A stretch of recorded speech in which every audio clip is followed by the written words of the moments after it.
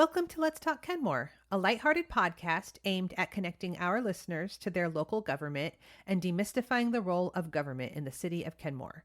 I'm your host, Amber Clifton. In this episode, I hit the streets with our Parks and Streetscapes supervisor, Quinn Proffitt.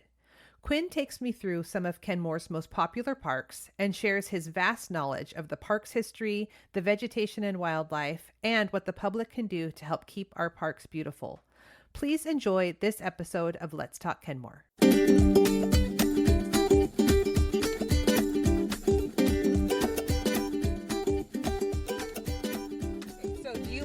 First off, how many parks are there in Kenmore? We've got, I should probably know this off the top of my head.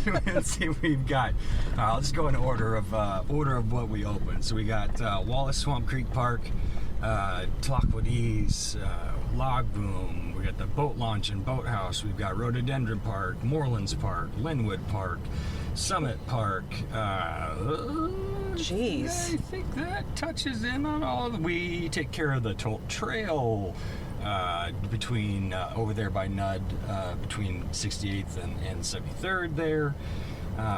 We've got a bunch of different little properties and green belts that we have to take care of every now and then too, to kind of keep an eye on things out there. So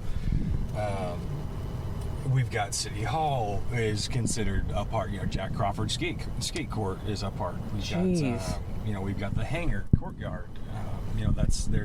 So we've got 10 12 main big properties that we have to get eyes on pretty much every day. And we're checking out 1,000 different things and keeping our eyes open for what's going on. But it's actually interesting. I've started collecting some more data this year as well. Like, I'm trying to get a handle on how many hours does it really take to do the park opening? Because we know what the work is. We know what the work we have to do to have these places for our folks. But again, I want the data. I want to know. I want to know how much time we're spending on this stuff and what it truly does take. And so it's we're just preliminarily, looking at some of the data, it takes us about 6-7 labor hours to just touch and get eyes on everything that we have to do just for the morning opening routine of parks alone. Let alone the random stuff that pops up on any given day, and then which I'm sure there always is. Yes, absolutely. Always putting out fires, right? Yeah, absolutely. It's either irrigation or, well, right now it's heavy irrigation, getting things ready to go. But any given day we'll you have a tree come down, or you have, just like an example from the other day, we had accident out in front of City Hall, and one of the cars, landed in the landscaping out there and busted up all the landscaping. It's like, I was so heartbroken when I saw that. I was like, oh no, my tulips! Because the work that went into that, right as they were starting to bloom, it was just like, all right, it'll look good again next year. But no, right. I mean, it's just, it just, we roll with it, and it's just one of those things. But yeah. So do you have a specific order of which park needs to be open first? Is there a rhyme or reason behind that? Yeah, we don't have gates on every park, and not every park has a parking lot, really either. But we try to, obviously we try to hit, get at least the gates swung open for folks at the parks, so Wallace, Tlockwoodies, and Log Boom, we try to hit those first, as well. They're more of our more popular, busier parks, especially in the morning times.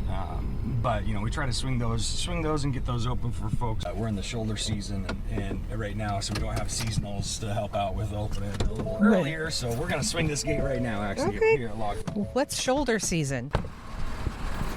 So generally our crew will start at 7 in the morning when it's not summertime, and we'll swing gates before the sun rises. But I call it shoulder season, as the sun gets, sun rises a little earlier. I try to get these gates swung open a little earlier for folks, because we got here in Washington, we got a lot of active folks and always out and about running around. So All right. It's pretty down here. it is. Fortunately and unfortunately, now that I'm a supervisor, parts of it are great because I don't have to open parks anymore myself. But also, I love opening parks this early in the morning Yeah. and just seeing everything we can see. So that's that. That's that. The park's open. The park is open. The first park is open. Okay, so normally you wouldn't be driving around to every park doing this by yourself. Yes, exactly. So This is for the sake of content. We are. yes, yes. So I appreciate you. of course. So yeah, right now with my full timers, we kind of divide and conquer with my full timers, and so if I don't have seasonal park workers, like I said, we try to get the morning routine done as fast as possible so we can all collaborate and get on to the next thing. We're always working, try to work on working groups and try to get things done as quickly as possible. But when I have the seasonals on board, it's nice. I can just set 2 of them up together and they just go from park to park to park and take care of things. And it's a good half day's worth of work for those guys, at least together. But yeah, with my full timers, like I said, during the shoulder season, this time of the year, like I said, I'll bump them up, start them a little earlier, so we can, like I said, get the parks open as people are starting to move and shake. And we got our fishermen out here, and the fishermen are pretty used to jumping the gates themselves. And that's okay? Yeah, for the most, technically the park is open from dawn to dusk, and so I don't have heartburn if people want to walk in, before the gates are open. Sure. And these fishermen are crazy. God bless them. But they choose to get up early, this early to go fishing. Which, I guess there are worse things. But for sure. But if I had my druthers, I would not be up this early. But, Me either. Me either. I also like being home. Same. In the having some sunshine in the afternoon to enjoy too. So, but yeah, you want to let's go walk about just a touch, and we'll go talk about the bathrooms a little bit. And then, and then so this really the bathrooms. Public bathrooms get kind of a bad rep, obviously. And justifiably so, sometimes. But I like to think that we do pretty darn good, for what our public restrooms are. I think, we all have a mindset that it's not glamorous. It's not the most glamorous work cleaning a public bathroom. No, let's be honest. No. But we're providing a space. We're providing something fun for these folks. And here's we got a stroller sitting here. This is Case. Hi, Amber. I'm podcasting. One of my full-time workers here. He's been with us for almost 2 years now, buddy. But yeah, we get this a lot. Yeah, we'll have random stuff, clothes and strollers and bicycles and random just stuff left in the parks. And try to leave it for a day or two in case it comes back. That's a strange thing to forget. Yeah, exactly. How did you forget the stroller? And if you're donating it, you can put a free sign on it, or maybe just not leave it here at the park. There's St. Vincent down there. You can take it down there, but but yeah, generally stuff like that. I try to leave it 24 or 48 hours. It hasn't come back, or disappeared by then we'll snag it and hold on to it for a little while and then figure out what to do with it. Sure. That's nice of you. All right. But Logboom Park is the only park that doesn't automatically the restroom here is the only restroom that doesn't automatically unlock on its own. Oh, the others have auto locks? Yeah, the others have these keypad locks, which are really handy, and I can program them, and we can do all this different things with them. And the officers have their own code, and different kind of members of the staff and whatnot have their own code. I use that kind of same system on the boathouse, the Kenmore Public Boathouse for the row teams and whatnot. they have different access, and I can kind of set up levels of access for those two. And so, Oh, cool. just one, it's a very simple technology, but it's just kind of one example of how, technology is coming more and more into, even the grunt work that we do. Still more and more, we're getting a lot more technology. The hot topic now is obviously AI and all this stuff, but there's a lot of simple tech that makes our lives easier and makes monitoring these things easier. Is the auto lock in the future for Logboom? Potentially. Oh, okay. We'd have to rework the entry doors, and we've talked about that because honestly, we do get some problems down here at Logboom. One of the things that frustrates us as a group the most, really is just graffiti and vandalism. And again, that's another thing. That's another data point that I'm tracking too. Is we're literally just calling out the amount of hours and logging the amount of hours that it takes to clean up the graffiti. Someone vandalized the bathroom, busted the toilet paper thing off or whatever. Just all this stuff. And so, it's not every day, but it's often enough that it bogs down what we're trying to do. I have, it's funny. Everyone asks oh, what's your busiest time of the year? It's I don't think there isn't a busiest time of the year. It's just we're busy with this or that, or it's just the ebbs and flows of what that season brings us. Yeah. Sure. And right now, obviously in spring, we're getting the vegetation is starting to blow up on us here, and we're working on getting the irrigation all repaired and up and running. And then, just thank goodness, this year we haven't had that really warm, stretch so far yet. Right. But I remember a couple years ago, I think we had almost 100 degrees in early June. Jeez.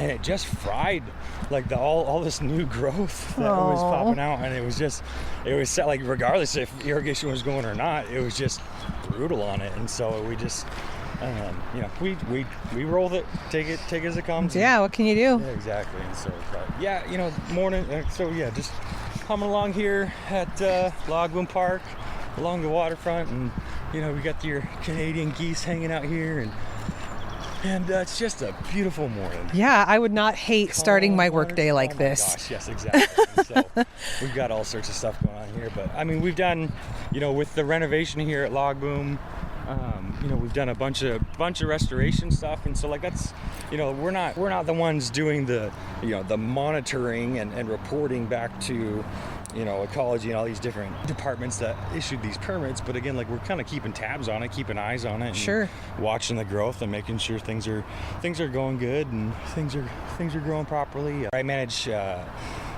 couple different contracts. So for these park mitigation sites, Tloquidis, Logboom Park here, the culvert up on 190 up at 190th and 61st. There's some these different mitigation areas that I have under contract for some maintenance, because I have including myself, I have four full-time workers. And there's just no way that we could do all of that maintenance to keep it at a level of what it needs to be, on top of all the daily stuff that we have to do just to keep these parks open for the public. And so same with the bridge, right? Exactly. Yes, yes, Mm-hmm. Exactly. That's another. I think I remember going out there once, and yep, exactly. That's another site that's included in that contract too. And so yeah, it's a never-ending, keeping your eyes open, and that's what I just talk to my folks, whether it's my full-timers or my seasonals. My biggest thing is just awareness, keeping your eyes open and understanding, what could be a potential hazard, or kind of what could be, what looks a little off, but it could become a bigger problem down the road. And so, and that's kind of the same thing. We're all kind of talking about, what we want from the public. we're all really friendly. My crew is really friendly. It's like we all love to talk to people. I can attest to that. We all love to share kind of what we're working on, and we're never bugged. But I love talking. We all love people coming up and asking us, hey, what are you working on, or what you got going on, or we'll sit there and explain it and talk to you guys, because again, it helps us. It helps us. Bring awareness to what we're doing, and helps if someone is fascinated by that or has interest in it, then heck yeah, I'm going to share about it. And I think it's a cool way to connect with the community too, and just share what we're doing, and we get, they appreciate it. Yeah. And gosh. So you welcome more of that. Absolutely. That's cool. Yeah. Absolutely. Good to know. We always say, like, yeah, if you we're not TSA, but if you but if you see something, say something, right? Sure. It's because we don't, again, with four full-time workers, so as much as we are out here every day going around to different things and seeing these parks, yes, we are physically at each park every day, but we don't see every square foot of the park every day. No. I can't have someone walk all couple miles of trails all through Wallace every single day, right, just looking for branches or whatever. And we do, we will do our routine. Like it's been a couple weeks, like we haven't gone back to the back 40 of Wallace and seen what's going on back there. So you have to hike back there sometimes. Yes. And check. Oh my gosh. I mean, it's honestly, those are great days too. Like, sure. It's like, okay, well, all right. It feels like you're wasting time, but you're not. Like, again, we're doing our due diligence. But, sure. Well, and you want to feel what it feels like for the public. Like, yes. Is it safe? Is it? Exactly. Yeah. I mean, that makes sense. What's the most common sort of service request or complaint or inquiry that you get from the public? I started today is my 10-year anniversary for City of Kenmore. Happy anniversary. Yes, on tax day. Jeez, 10 years? Yes, it's been awesome. Dang. So I was we'll get in. Let's get in. I was the first kind of boots on the ground worker for the City of Kenmore here. And at that time we were still contracting out with Lake Forest Park, and they were still doing most of the street side of things, but I kind of took over the whole park stuff, and basically anything our irrigation touched then kind of came under my purview, and so being solo for 4.5 years before we brought Public Works in-house. I mean, just think about how many parks I've talked to you already about. And how many things, doing all of that by myself. And then not having, it was a blast. But having the camaraderie and help now has been a huge boon, right? And so so it's been very interesting, and so at that time, again, being by yourself and doing all this stuff, you don't, I just physically don't have enough time in the day to touch and do everything. And so we would get, you get a lot of this little routine things this needs to be cut back here, or have you seen this? There's all sorts of different things that would come in. But I think, like I said, now that I have four of us total dedicated full-time workers that are just looking at parks and streetscapes. I think we've cut down on a lot of the, little routine, you guys haven't touched this in months kind of a thing. So I think we're getting a lot less of those types of service requests, the routine stuff. So I would say that probably the biggest incoming stuff as far as service requests to my group is really probably the vandalism, graffiti that's and so vandalism. Unfortunate. And, luckily, a few years ago, what was this? It was actually probably right before we brought Public Works in-house in 2019. There was someone. We will say, I don't know. I genuinely don't know who. But we had a little firebug, and they would light the trash cans on fire in the restrooms. What? And they would frequent Morelands a lot. They would light. I think it was. I have a kind of idea that it was probably some kids, because I saw a bunch of homework lit on fire too. It was a statement, really. Yes, exactly. Exactly. So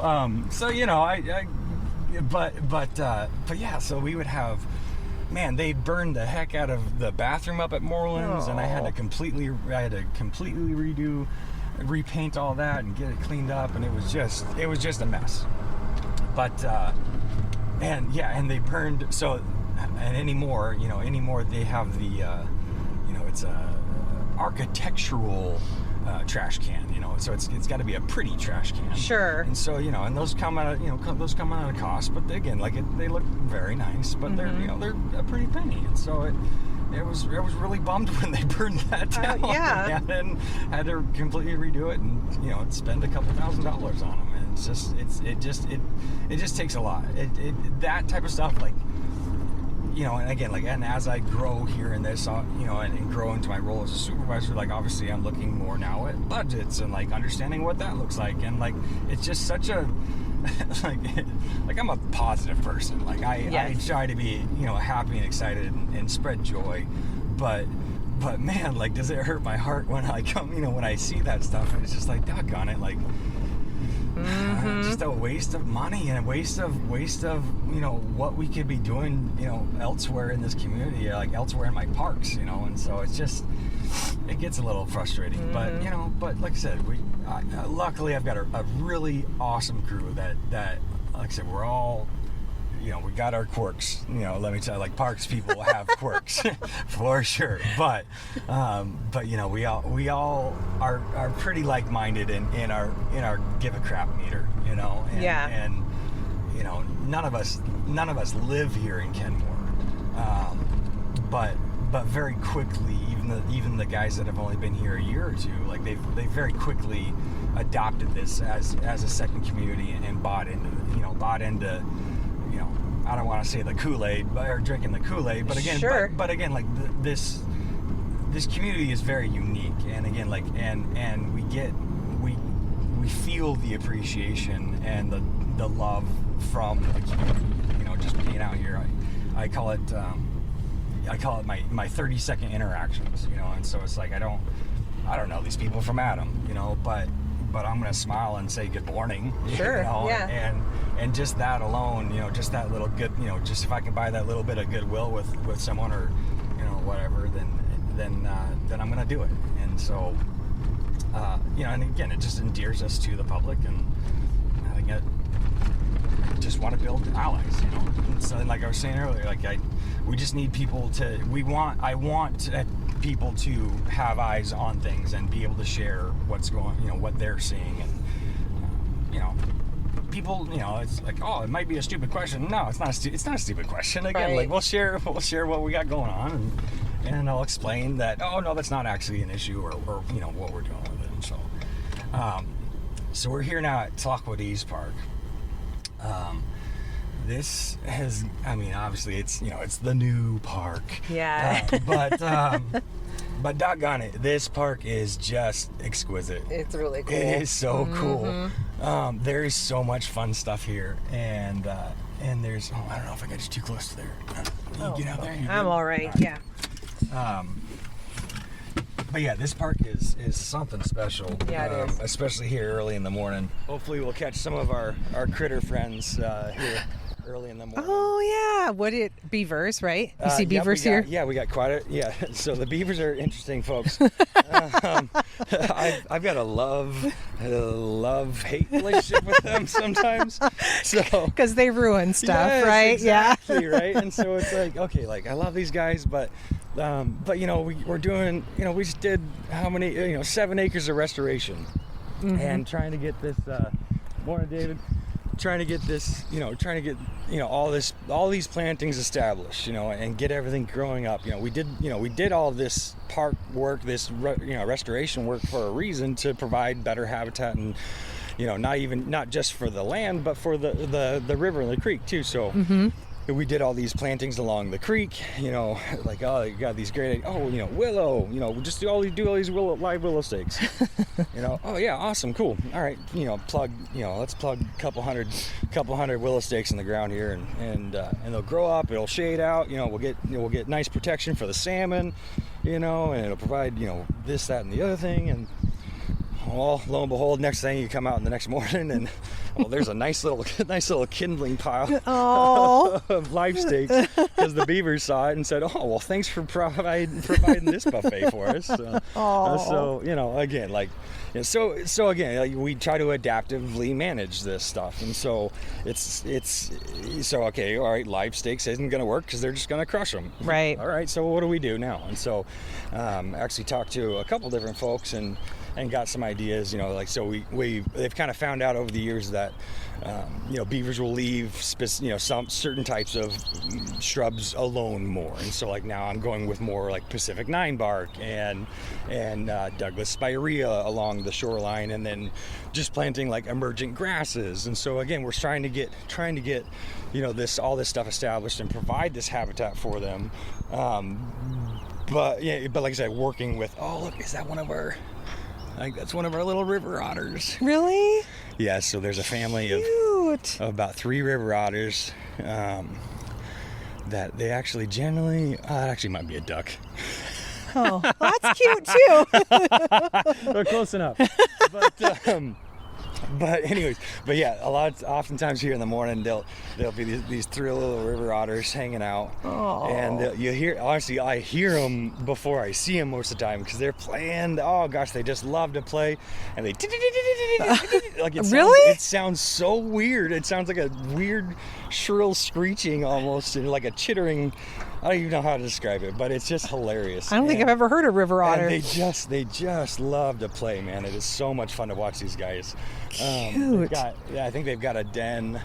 I think on the other side, on the south side of the Sammamish River, I see them going over there often a lot. But like I said, they kind of frequent up and down the slough, and then up and down Swamp Creek. But I mean, again, I know this is an audio medium here, but Lordy, if y'all can see this right now, I know. It's just a gorgeous morning. Well, hopefully the audio will lure people here so that they can put a face to a description. Yeah, absolutely. And this is, it was funny because when this was Squire's Landing, it was just a little tiny, you went through the apartment complex, driveway basically to get to this little gravel lot. And then, you only had, a quarter of an acre of area to really walk around or enjoy or whatever. Right. But now we've opened up so much, right? And so we got the little Canadian honkers out there. There's a heron over there, I think. Yep, absolutely. Yeah, the heron. Yeah. Wow. You probably say, "What's going on? What's going on?" We have a lot to say this morning. It's actually funny. I kind of got a love-hate relationship with those guys too. I bet. So the honkers out there, the Canadian guys. Those hosers come down. No, God bless them. But they found that this is a wonderful place to raise a family, just like you and I, right? And so, yeah. So they've got this beautiful area to nest down. They've got all sorts of good stuff, and then and again, it is absolutely adorable seeing those little chickies follow them around, and it's just so much fun. But Lord and Lady, so we've got we've got a couple of docks, a couple of floating docks out in the lagoon here at Tlaqueties, and there's this nice little black ramp for the kayak. There's a kayak ramp on the end of this dock, so people can paddle right up, and they can get up out of the water. Get up out of the water, but they end up using that. Here's a good example. Okay. I appreciate. Okay, so Amber here, yes. Being so studious, she sees this water bottle sitting behind this bench here, and she says, "Oh, I'm gonna pick that up. That's trash." And we look at it, and there's a cigarette butt there. Okay. Cool. Yep. Again, I appreciate the thought that they're not chucking their cigarette sure. butt. But at least can you just a little bit of follow through? Just take it with you. A little bit of follow through. Take it with you. Same with the dog do. All right. If you pick up, please pick up your dog do. I would very much appreciate that. It is actually a violation if you do not pick up your dog do. Please pick up your dog do and actually place it in a trash can. Please do not leave it on the side of a path. Do not fling it into the woods. Do not fling it into the blackberries. Oh my gosh. That and the vandalism, all the things. I think people, sometimes it's easier to make choices when you don't have to actually see the snowball effect. They don't. So This is a good PSA of the snowball effect is money, time, a lot of time. Absolutely. Yeah. Yeah, it does. And ruining the vibe for other people who are trying to enjoy the park. Exactly. Like this is like we, parks, these, this infrastructure, the stuff it's not natural, but we want to provide as much natural, beauty and things. And again, exactly like that type of stuff just ruins it for everyone. Yeah. But anyway, so yeah, you see over here in this, in the lagoon here at Tlaqueties, we got the two big floating docks, and one of these floating docks has this nice little black kayak ramp. That's cool. And it's actually really slick. I was wildly fascinated by it, and like I said, it's pretty slick. You can just kind of get some speed and cruise right up in your kayak, and you can get out and not have to get wet, and it's all great, right? But that you see, or that black kayak ramp, well, it drops right down into the water, which makes a nice little walkway for all these ducks and geese. And so at night, they'll come up, they'll swim up, and they'll just use that little black kayak ramp, and they'll come up and they'll roost right here on the dock. And Lord, they can poo. They can poo so much. I think, goodness, I think it's like up to 2 pounds of poop per day. My God. Per Canadian goose. Okay. And so we literally have to come out here every morning, and whoever's opening up Tlaqueties will have to grab a shovel and a broom, and we'll scrape off and clean the dock, because again, like if we don't do that every day, then there's your service request. If we don't stay on top of that, now I'm getting a call, because again, we have this brand new park, brand new beautiful park, and and no one wants to get in their kayak or out of their kayak and stick their hand or step in Canadian goose poop, right? And so again, it's wildly fascinating, but it's like those little things that and that can take, again, on a heavy night, that can take 20 minutes to clean it up. Yeah. Oh my God. That's an extra half hour of time, burned on just that. Yeah. It was actually pretty funny. I looked into a couple different we've trying to figure out, man, how can we mitigate some of this stuff? I looked into to bringing in a dog, like a herding dog. Really? They have these services where you can, they'll bring out their dogs and they'll chase the geese away. Like it's very humane. There's science behind it, research behind it, and all this stuff. But again, you just basically just don't let them get comfortable enough to nest there. Okay. So you kind of wait. You're timing it before they're nesting, before the babies, so you're not harassing little baby geese, obviously. Yeah. You just want to make it like this. Just understand, get through, have a mental breakthrough with the geese that this is not your spot. Yeah. This is not your spot. But wow, it gets a little cost prohibitive. So you sound like you have to sort of also be a part-time zoologist. Like you're researching how beavers, geese, what kind of plants do the beavers want to eat? Oh my gosh. It's wildly fascinating. And again, like I'm a nerd and I love this stuff. It's like, again, like it's all these different things. And, again, I'm just wildly fascinated by it. Like I grew up in Buckley. I grew up by Mount Rainier. Yeah. 14 miles away from the base of Mount Rainier. And so like this type of stuff has just always been a part of my life. Yeah. I started my career in Washington State Parks, and I started working at the parks that I was going to as a baby. Wow, that's cool. And so like I have a special connection with those parks down south, but again, like I was saying, like this community, these parks, are a part of me now. Like I've planted trees, I planted some of these coastal redwoods a couple years back.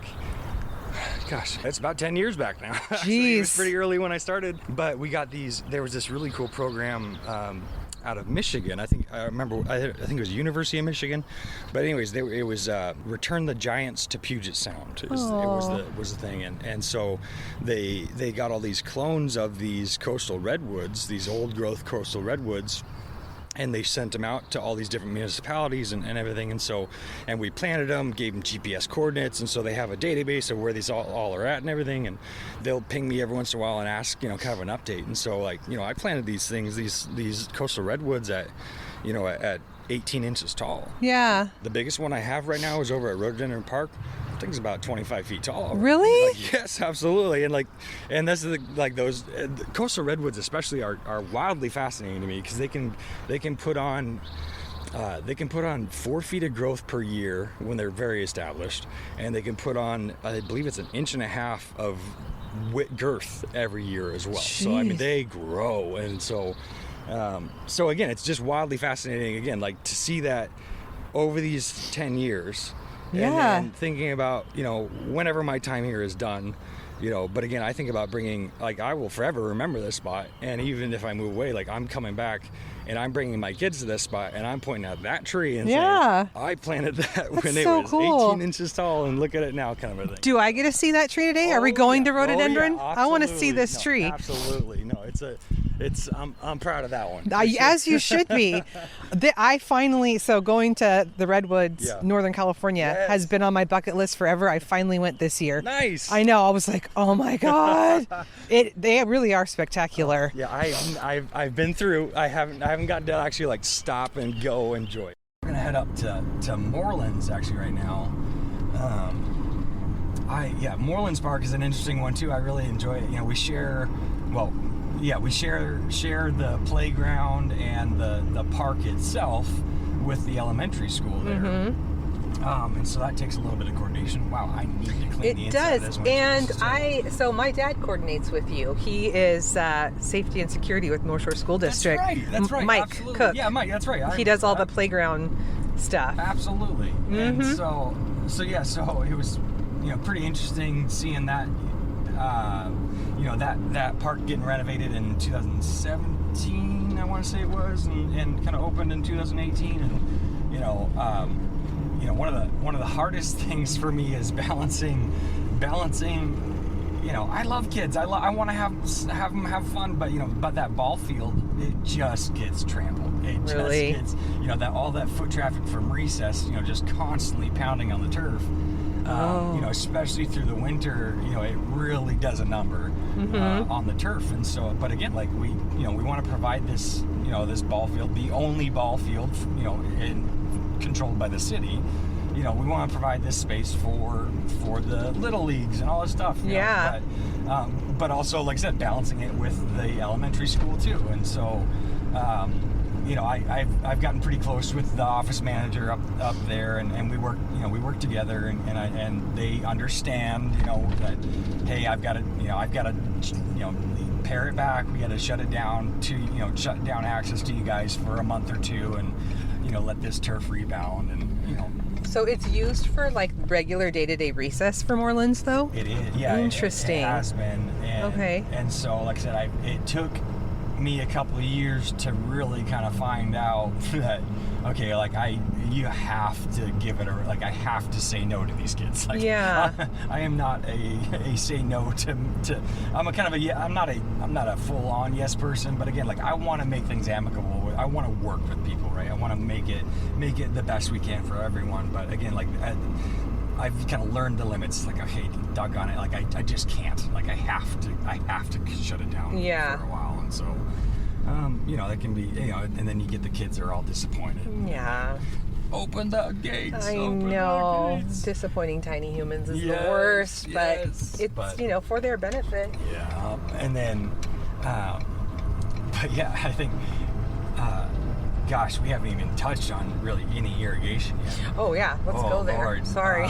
No. I was gonna say this is perfect because again, Morelands Park here is a very interesting. Oh yes, we're hitting it perfect. Anna's up here.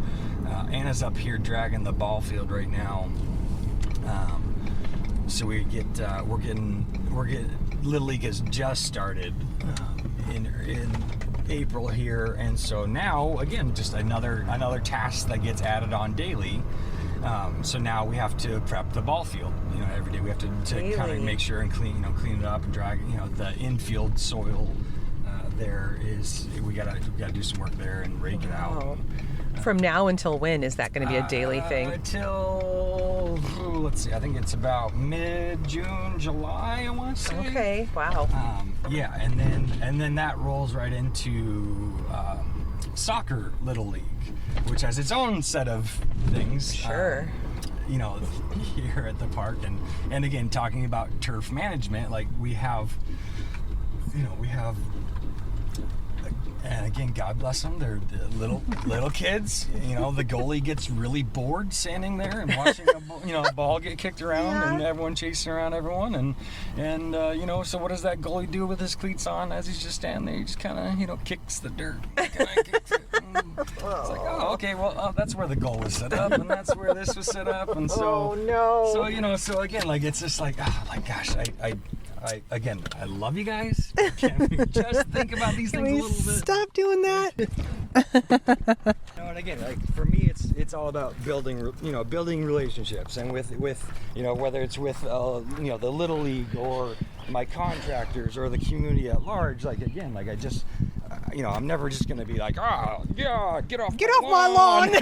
Cranky old man. I am very much a get off my lawn guy kind of sometimes. Sure. Just ask my wife, but at the same time, I want to work with these people. I want it to make sense for everyone, and so so we deal with it, and we've gotten a lot better at our turf management, our turf maintenance now, and we've started doing a couple different things up here that has kind of turned it around. Honestly, the turf is looking really nice. Yeah. We just did a full thatch and aeration up here and overseeded top dressed, and so and actually, that's kind of primarily why I have the ball field shut down to the elementary school right now and only open to the little league, is because I have all this little baby grass that's starting to grow. And so like we can have a little bit of wear and tear on it, a little bit of foot traffic on it, but I kind of want to just keep that to a minimum till that grass really gets established, and then we get a good, nice, thick mat, and then we'll go from there. Nice. So we got Anna out here. She is hand raking that. That is what goes into that. Yeah. Well, she's doing the final tune-up. Oh, okay. I was like, man. No. So luckily we've got this little three-wheeler. Okay. This little three-wheeler that we can use to drag a screen drag around the ball field, and so we'll kind of. Oh, that's cool. There's some interesting technique to it, but we have fun with it, and so for about you're good. For about it takes us about maybe half hour, 45 minutes on average every morning. But again, it's just another thing that takes up that's almost a quarter of a day of one person's time. And so bye, Anna. Bye. But again, I understand that this is not a professional, baseball field, and we're talking youth and, U12, under 12 kids for the most part. But again, we want to, how cool does this, how beautiful does that look? It is, right? yeah, that's very cool. It looks beautiful. And so it's like, we just still want to provide, the best we can. Yeah. It takes time, it takes labor, it takes love, but we do it for the love of it. And so, there's actually a lot more. Because I have no formal training on ball field, on ball fields, the infield maintenance. However, my training is I've watched the guys at Safeco Field. Right. Mobile now, I guess. But, yeah. We don't have the dancing groundskeepers out here, but no, again, we just, So this is another thing that you had to research to figure out how to do it? Yeah, do it all. Wow. Yeah, a lot of this stuff. Again, it's not rocket surgery, but, it's still trying to understand. And a lot of it, I have a mind where I just like trying to figure things out. I just like to piece things together and see how I can do it. And so a lot of it's just, learn by Braille, but it's, Yeah. it's fun. That's and actually, cool.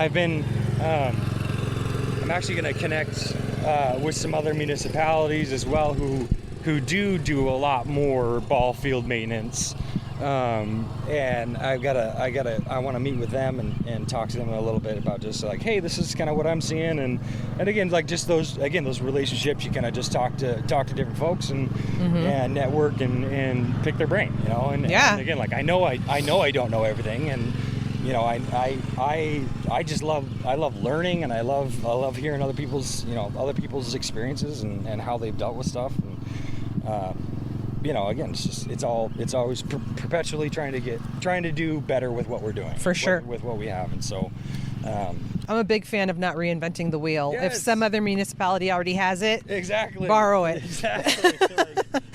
Yeah. Exactly. But back to irrigation. So here in this ball field, our point of connection for the water, the irrigation system is actually down on 84th there. So we've got about 20 foot of rise in elevation, and North Shore Utility District, they have wonderful water pressure. Like, oh my gosh, we're sitting about 100 psi at the road in most places. But it still doesn't have enough water pressure to make that 20 foot of rise. And then with this ball field here, I have these really big rainbird heads, 8005s, and each of these zones throw about 50 gallons a minute. Wow. And so, I mean, you're chucking a bunch of water 80 feet in every direction, basically, and so I have a little 3-horse power booster pump. Luckily, that's the only booster pump I need, but that thing is giving me some fits too, and so I'm kind of fighting that here and there. But yeah.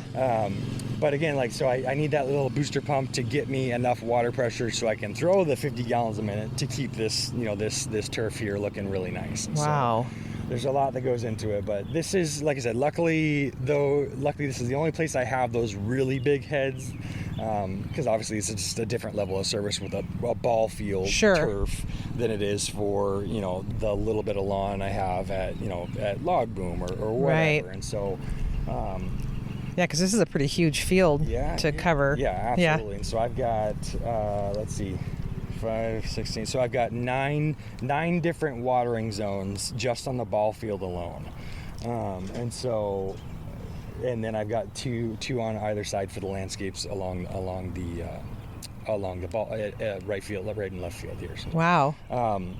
But yeah, there's a lot that goes into this here, and it was actually funny. We've added a few things here and there over the years. Just says, okay, this wasn't thought of in design, and the playground is, for those of you listening, is and haven't been to Morelands Park, is basically dead center, kind of right center field. And so, you got these beautiful swings, and I can swing and watch the Little League game, right? Well, okay, maybe we need to put up a net. And no kidding. Yes, because again, it's a youth, it's a youth field. But what happens if Johnny and his buddies, in high school are, hey, let's go hit some softballs, down on the field, just to hang out and have fun, but it ends up being there's a kid swinging on the swing, right. And so it's like, again, it's just another little safety thing that's like, oh, dang, okay, didn't think about that in design. All right, we should add that. And so again, we ended up, like I said, adding that net there as a little bit of safety precaution,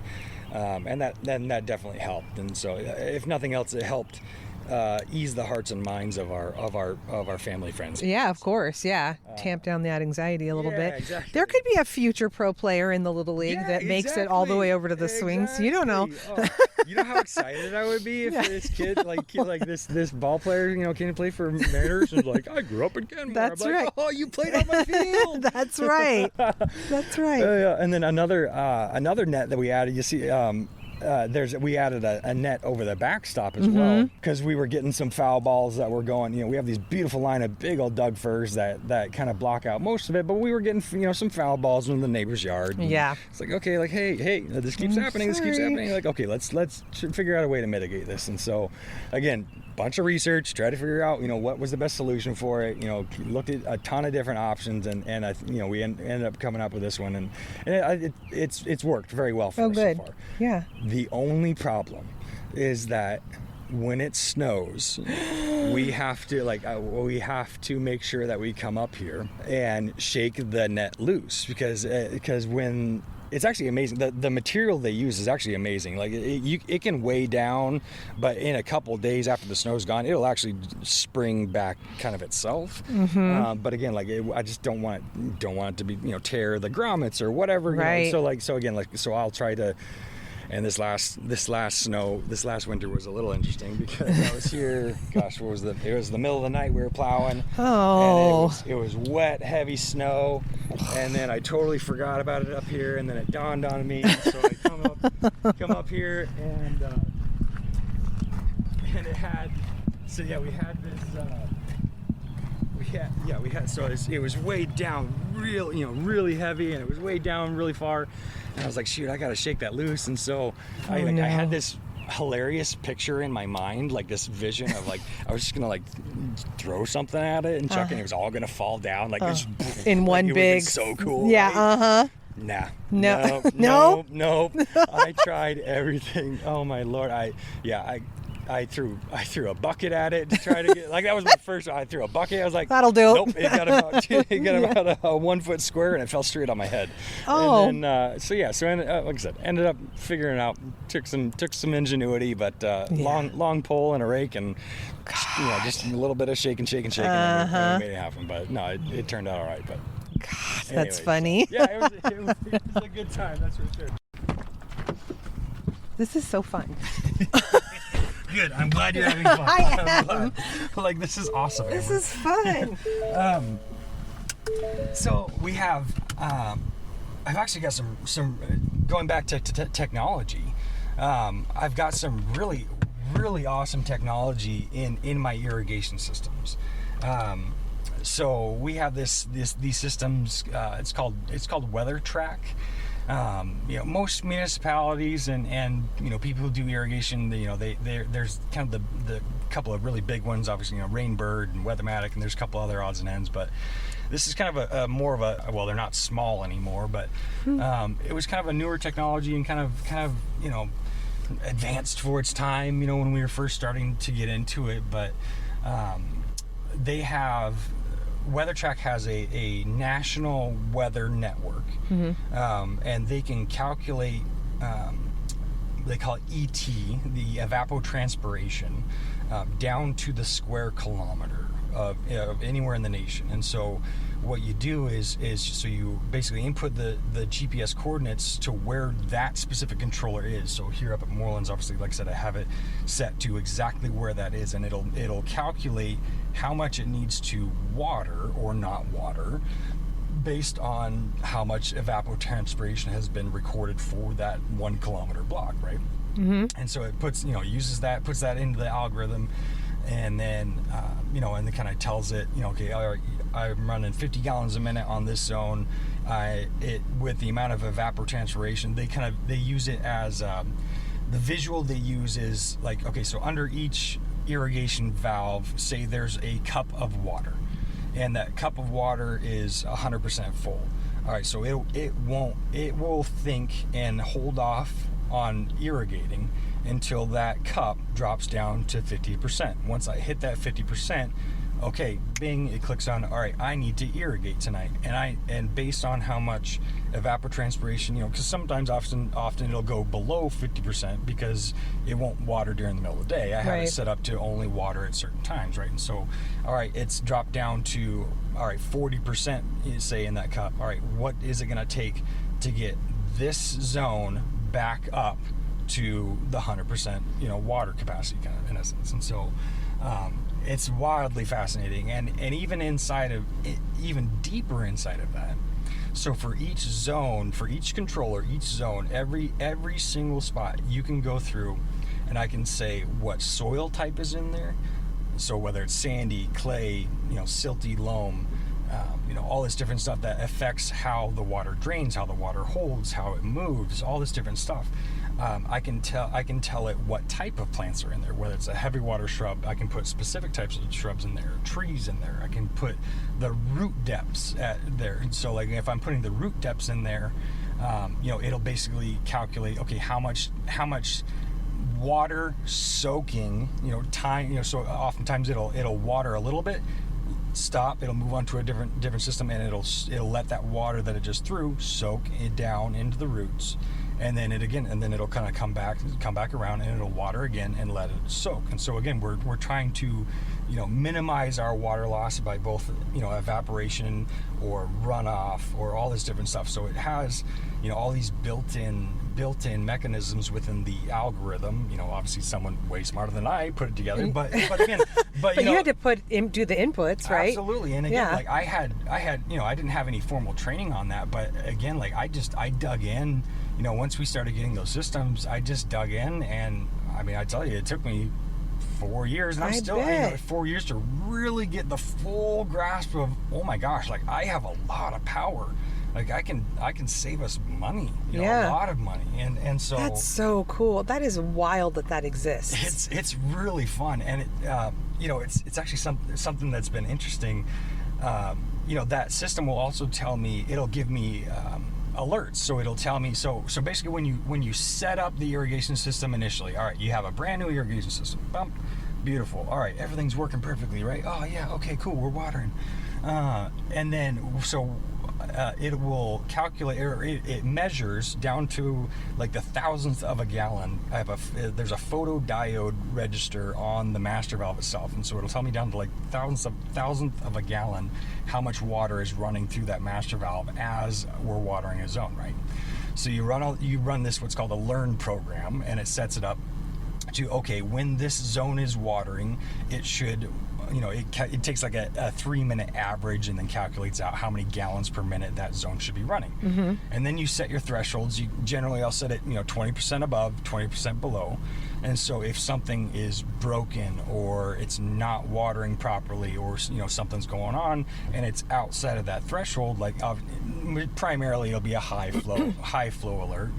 A head is broken, someone's run over something, all the time. I bet. On 522, right? And so every single morning, my first web page that I open, weather track. I open that up. What are my alerts? Because generally everything I have running at night, and so it'll tell me again where my issues are, so I can pinpoint. Okay, we have to touch this today. We have to look at this kind of thing. And so it's wildly fascinating. And like I said, there's a lot that goes into it, and there's a lot of, again, power and data that's there. So I wonder who invented this. Some like seriously able horticulturist, or you would have to know a lot about a lot to think of that. They're based out of California, and primarily I think it was born out of California's water issues. Oh, okay. So they have water restrictions and understanding. And the industry as a whole had to look at the changing landscape of water is not an infinite resource. Yes, we live in Washington. Yes, it rains all the time. Mm-hmm. Yes, we have a lot of water. But again, we're not, we're lucky in that manner. But again, it's not an infinite resource. We have to use it wisely still, regardless of being up here in Washington. And so, right.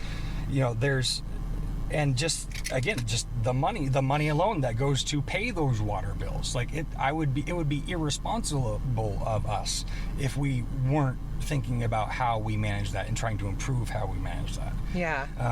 And doing it the right way, and like I said, and again, using the science of, a lot of smart people and a lot of college educated people who have done a lot of research on, what it takes to keep a plant alive. Yeah. And so it's like, that is wild. Yeah. And so, but getting into root development and what plant needs what amount, and then having to, I'm sure you have multiple different needs within the same range that's being watered, and you have to input each one of those. Yep. So, and then how does it differentiate?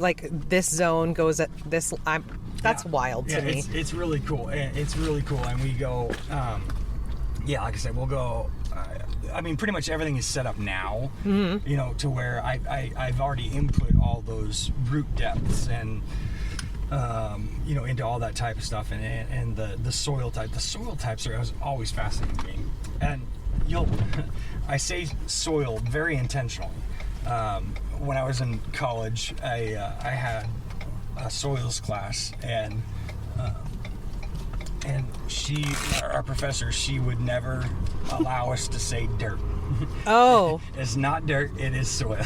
It is soil. Dirt is under your fingernails, soil is on the ground. So, Dirt's under your fingernails. So that always cracked me up, but that's always stuck with me. But we're here at Rhodey now. Yay! So yeah, Rhododendron Park, especially this time of the year, is just one of my absolute favorite. You know, we got everything's starting to bloom, and you know, it kind of goes in phases. That's what I really like about these rhododendrons. Starting kind of April we'll start getting some good blooming, and then you know into May and then into, you know, kind of into June and some even in July as well. Just the, you know, you can kind of come at different times, you know, a week or two in between, and you know, you'll see different things blooming in different waves, and so it's just really gorgeous. There's actually some cool, not all rhododendrons are fragrant, but we actually have a few of them that are extremely fragrant and just wonderful specimens. We'll go check a couple of those out. But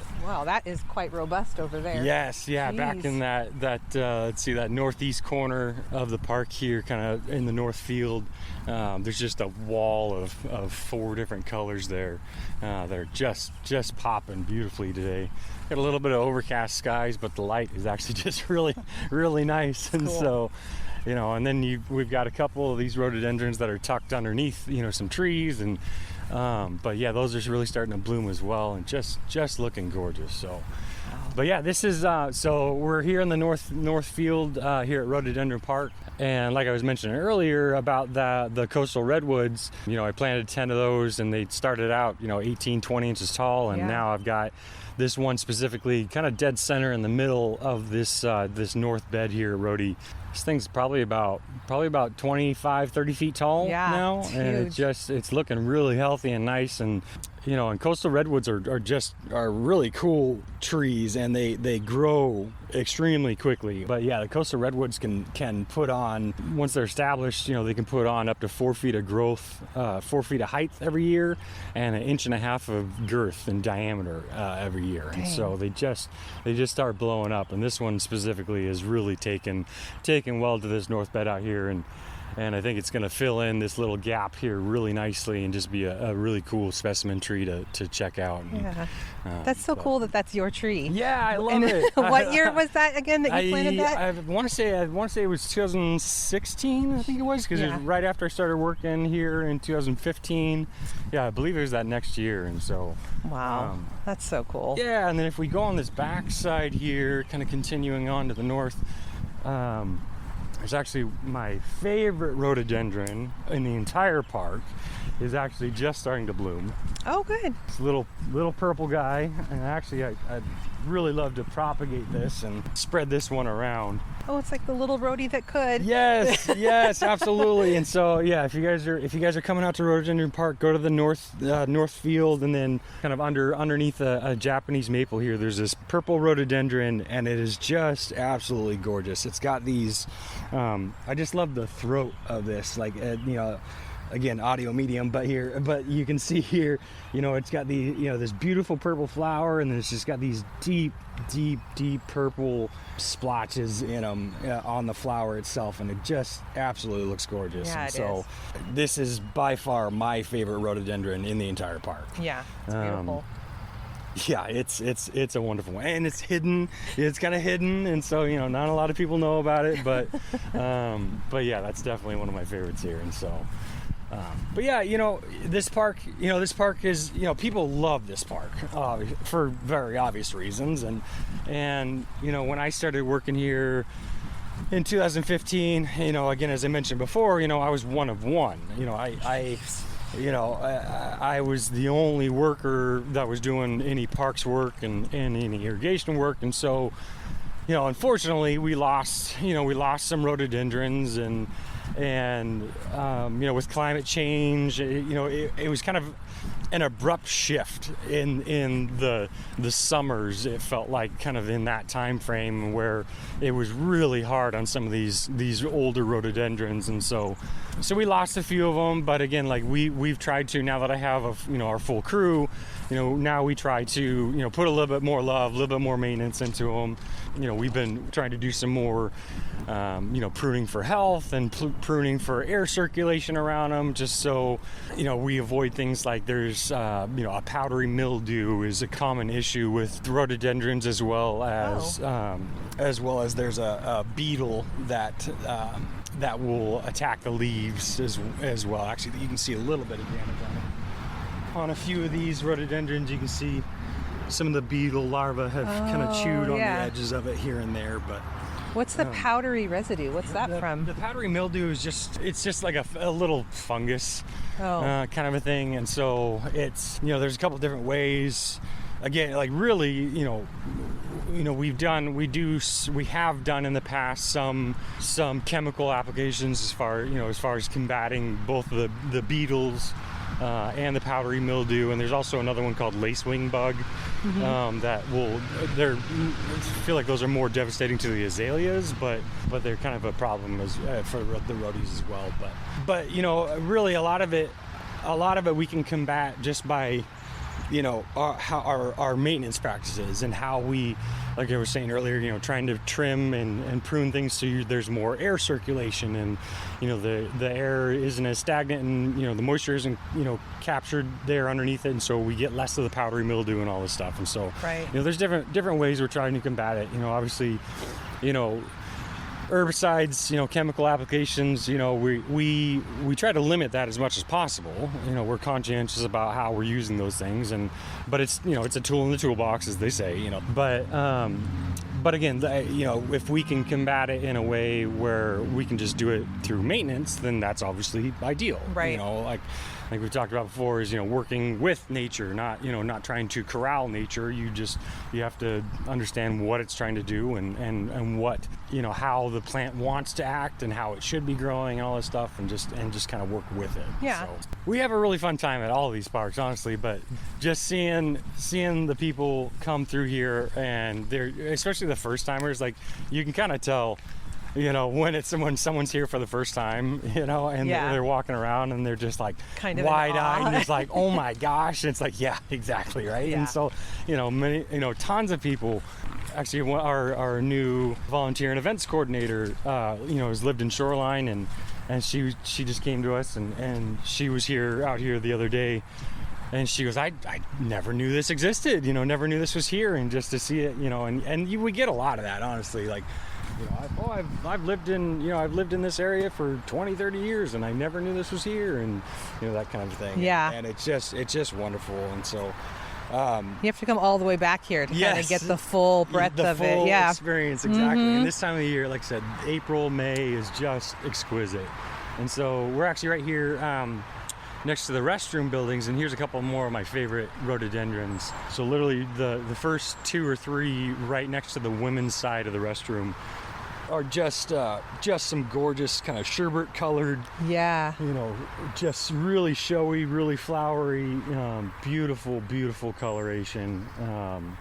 Just some unique specimens we have here, which is really cool. And so I like these orangey sherbet ones. Yes, those are really cool. Yeah, these are definitely my second and third favorite ones here, after that purple one. And it's actually funny, we're coming up on here next to those we were just talking about here. There's a little laminated sign here that's attached to one of my rhododendrons, and it actually talks about air layering. And so I'm working with the master gardeners of King County, and we partnered up with them here at the city at Rhododendron Park, and they're doing some programming with the senior center and helping us out with some maintenance, kind of as we go through things. And so one of the things we did last year is we were talking about propagation, and how, with some of these rhodies getting older and failing, how can we save some of these species that have been here forever, and how can we regrow these, basically. And so there's different methods, and it kind of looks goofy.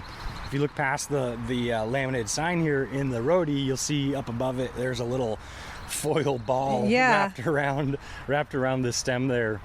And it kind of looks weird, it looks goofy, but what it is actually we took it and we kind of, you scrape off the outer layer of bark, and then you put some rooting compound on there, and then you wrap it with like some sphagnum moss, and then you encase that in a plastic bag, and then you encase that in a aluminum foil wrap, and then you come back and just make sure it stays moist every once in a while. Add some water to the sphagnum moss, and then in a year or two we can come back and we can come through and we can just clip right below that little foil ball, and then open it up, and then there's, if everything took properly, there should be kind of a little root ball that started inside of that little foil ball there. And so then we can take that, and again, then in essence we're just taking a clone of this rhododendron, and we can take that and plant it wherever we want. And that's so cool. That's something that I'd really like to get more into,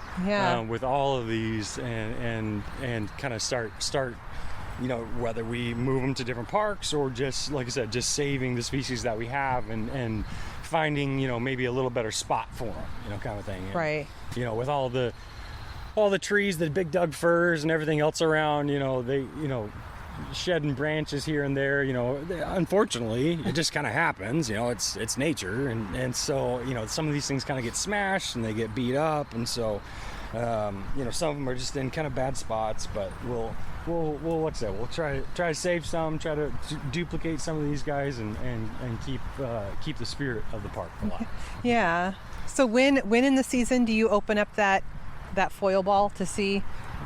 Let's see. We're gonna take a look at that. So we did that last. I want to say it was last April or May. So it's been about a year now. So we're probably gonna, in a month or two, we'll get together with the master gardeners again. We actually had a gentleman come in. He's like a roadie guru. Okay. and I just loved talking to him. It was a blast. And so I think the master gardeners are talking to him and are gonna have him come out again, chat about if it's ready, and take a look at the roots and go from there. Cool. But yeah, it's funny, we've had people, people love their rhododendrons, and we have a lot of folks that they'll call us up because they're doing some landscaping in their house and they have this big old rhododendron, and inevitably they'll call in like July, and they were like, oh, well, we have this gorgeous rhododendron, like we'd really like to donate it to the park. I'm like, I'd love to, but it's a lot. It's really difficult, especially especially rhododendrons like that, and especially in the middle of July. It's just like, hey, like it's not gonna survive. Like there's no way. But there is a couple that we've gotten donated, and there's one here kind of next to the parking lot, kind of near the dumpsters, that's got these really huge leaves that are just, they're like 13, 14 inches long. And they're just really kind of goofy, and they have this cool velvety texture to them. They're kind of odd, but a little unique one there too. But yeah, cruising by the senior center. The senior center's looking really nice. We gotta constantly do more maintenance out here and keep the weeds at bay. But yeah, there's some specific rhododendrons that the seniors really love right outside the senior center door, that actually it'll bloom in like January, February. Like we've seen it blooming, in the winter, like right after like it's been cold, and then it gets 40 degrees, and it's like, okay, I'm ready, let's go. That is so wild. So it just cracks me up. Really cool. Yeah, it's fun. We're headed to the hangar. Yep, headed to the hangar. We really love the hangar in general, and just kind of town square, and really what kind of all of downtown has turned into. With all the mixed use buildings and the apartments, condominiums, all that stuff, and it's kind of brought its own life to the downtown and to Kenmore. I think it's given it more of an identity. It's funny, we always joke, people, like I was just saying over at Rhododendron Park, like people don't really think about Kenmore as what it is. They see, they pass through it. They're going through, they're commuting, on 522 from Bothell to Seattle or whatever, and there's all this little stuff in between that that people don't really know is here. And so I definitely think that the hangar building with having the little coffee shop in there, and it's definitely brought a little kind of downtown community feel to it. And it's just fun. It's like we were talking earlier too. It's fun to see the families out there and the kids just loving the heck out of the water feature and just going crazy. Yeah, I agree. It's a cool spot. Yeah, it's a very cool spot. Yeah, I mean, like I said, just since I've been here, just watching the link go up and Spencer 68 and all this stuff going up. It's obviously brought a lot more people into it. Which isn't necessarily a bad thing. It probably adds, not probably, it definitely adds more maintenance to my plate, but yeah. but again, it's worth it because, like I said, it's more of a community feel now to me. So yeah, we're here at the hangar, town square here, and we've done, again, like this is just, with Stoop being here now too, the restaurant, and that's really added a different element to it too, and having the farmers markets here and just events that we do, it's just so much fun. We've got the Hank Heron bench has been entertaining as well. Yeah, that's cool. The kids love crawling all over it. It's a great photo op for the tourists and folks bringing their families from out of town, and just seeing the little businesses that have popped up around here too has been really nice, and just kind of have a little bit more variety here in Kenmore is really cool. And so again, pretty soon we'll start seeing a bunch more flowers here blooming as well. The roses, when the roses start blooming here, people absolutely love those guys as well, and they're very showy, really nice roses. And last year we got to install a story pole. So we, over here by the kind of little grass section there, on the east side of the grass there's this Native American artwork story pole. And we got to work with tribal member, Ty Juvenile is his name, wonderful guy, really super awesome guy. And he created this story pole, and we kind of unveiled it at one of our big events last year. And it was a really fun time. So I had to kind of coordinate the digging of a hole. So we had to dig the hole 6 feet down. 6 feet down? 6 feet down to get the footings installed, and then we got this big old metal bracket, and then poured the concrete, and then we were able to lift this Herkin piece of wood up there and get it all installed, and with a lift and everything, and that was a blast. But it's a really interesting story. I encourage everyone to kind of take a look at it. I believe it's on our website. Oh, okay. I can link it in the episode too. Yeah, absolutely. And again, I would butcher the story if I tried to retell it right now. Sure. But again, I think it's paying homage to again whose land we're on, who came before us, kind of a thing. And kind of a similar thing I think I was talking about before is the renaming of Squires Landing to Tlachwadese, and the word Tlachwadese actually means a place where things grow or sprout. And so again, that's so the down at Tlachwadese, that kind of area there was historically an area where the Native American people would come and fish and grow and harvest resources there. And so again, I think we do a wonderful job of tying that into our story. It's not absolutely. Just here I am talking about all this development and all these new buildings and all this stuff, but again, I still love to reflect on what we're doing, why we're doing it, where we came from, kind of a thing. Right. So absolutely, I think it's a wonderful thing. And so, super important. Yeah, absolutely. And so, but as it's a little early in the morning, so the water feature isn't on right now, but it automatically turns on at about 10 o'clock in the morning, and it'll run till about 9 o'clock in the evening time. It's actually pretty slick. So I've got this big vault back behind, kind of up on the roadway here. It has my 4 big pumps and these big filtration system, and it'll kind of it's pretty slick. So we have it programmed to where all of the pumps turn on at different times and different RPMs, and so you have the water jets will be 3 feet high for 10 minutes, and then another one will turn on and it'll be 6 feet high, and then the eyeball jets on the stairs will shoot out at people, and it's really entertaining. That's and then fun. And then it's funny, there'll be one point in time where there's actually this big valve that'll close, and so it'll actually retain all the water, and then it'll kind of create this little serene lake scene kind of a thing. And so then all the jets will shut off, you'll have this nice little pool of water, and it's supposed to kind of recreate, sitting by the lake, a very tranquil, peaceful morning by the lake. And so nice. I think it's a lot of fun. And that's then cool. It cracks me up though, because that'll happen immediately right after that. The eyeball jets will start shooting, and so it's funny because people will walk down, they'll be like, oh, that's really cool, and I'll be there, I'm like, hey, by the way, that's gonna turn on in a second. I've definitely seen people get blasted unexpectedly. It's like, oh my gosh, I'm sorry, but no, it cracks awesome. me up. It makes it a lot of fun. But yeah, there's again, with anything like this, comes maintenance. Right. So every day we're out here, we're cleaning. There's a couple of big baskets in the reservoir that kind of collect the big debris, and then there's some smaller baskets in the pumps that we got to clean out, and then like I said, the big filters we have to change. We change those out every 3 to 4 weeks depending upon how much use the thing has got. Right.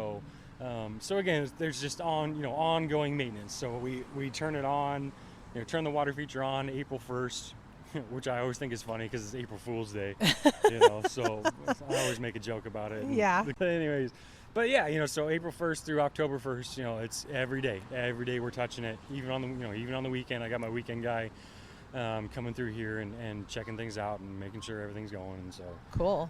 It's been running good, and we have a blast with it. So it's fun to see. It's fun to see the families and the kids and the community come together. Yeah, it's a cool spot. It is. It really is a cool spot. Yeah.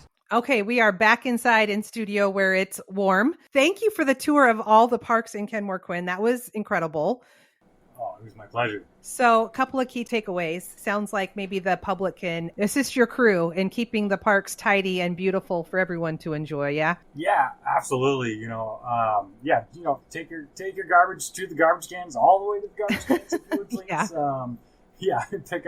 Pick up your dog do, if you would please, also to the garbage can. Sidewalk chalk.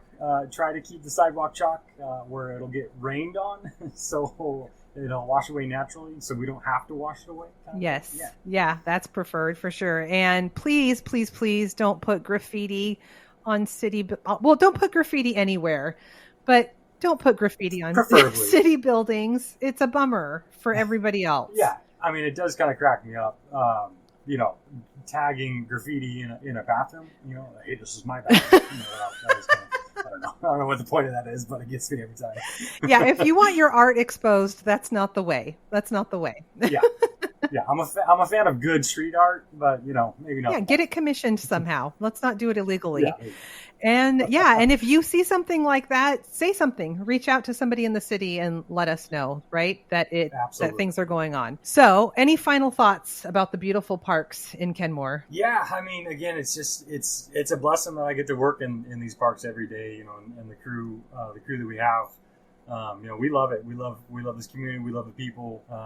We'd love to hear from you too. Honestly, you can send your feedback. Tell us what your favorite part of the parks is. What your favorite park is. Favorite plant is. Kind of give us your feedback on that too. I've got my personal favorites, and I'd love to hear from all y'all too. Yeah, and go check out Quinn's Redwood at Rhododendron Park. It is spectacular. You got to listen to the episode to know where it's at. That's right. And you can leave those comments at communications@kenmorewa.gov. I will link that in the show notes. Quinn, thank you so much for your time, for your contributions to the city, for beautifying our parks. I appreciate you. This has been amazing. Absolutely. I appreciate you too, Amber. This has been a blast. And like I said, I just love this community and love that people are getting a chance to listen to this, and hopefully some curiosity is sparked, and we get some more folks out in the parks. Yeah, absolutely. And when you see our folks out at the parks, swing by and say hi. Absolutely. We'll tell you what we got going on. We'll share a little bit. If you're curious about irrigation, or if you're curious about, just what we're working on, or how we do things. Like I said, we'll lend an ear, and we'll tell you what we got going on. Yeah, absolutely. Thank you so much for your time, Quinn. Absolutely. Thank you, Amber. Thanks for tuning in to this episode of Let's Talk Kenmore. Be sure to check back for more interesting topics and conversations. And as always, don't forget to ask yourself, where's the fun?